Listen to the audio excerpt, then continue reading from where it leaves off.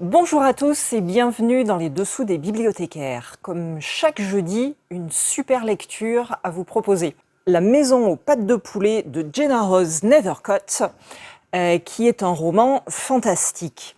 Alors, il est fantastique parce que je l'ai beaucoup aimé, mais c'est aussi son genre. C'est-à-dire qu'on est dans une situation totalement habituelle et que subitement, il y a quelque chose de surnaturel qui va petit à petit venir s'emparer de la vie des personnages. Ici, les personnages, ce sont un frère et une sœur qui ne se sont pas vus depuis très longtemps, qui pensaient visiblement ne plus jamais être à nouveau réunis.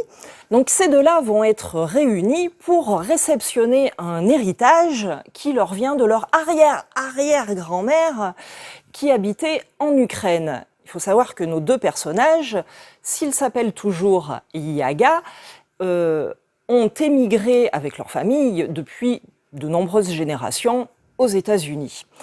Lors de la réception de cette maison, dans un grand container, ils ont la surprise de découvrir une maison qui a des pattes de poulet.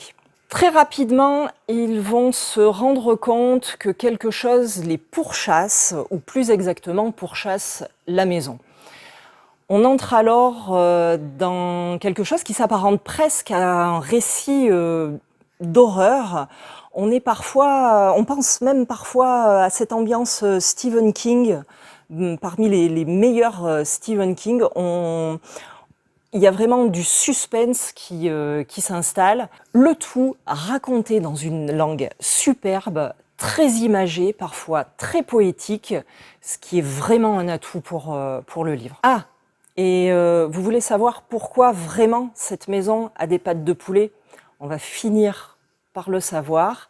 Et c'est là aussi où ça ajoute une véritable profondeur à ce récit qui, en effet, est fantastique, mais qui apporte un éclairage sur l'histoire avec un grand H.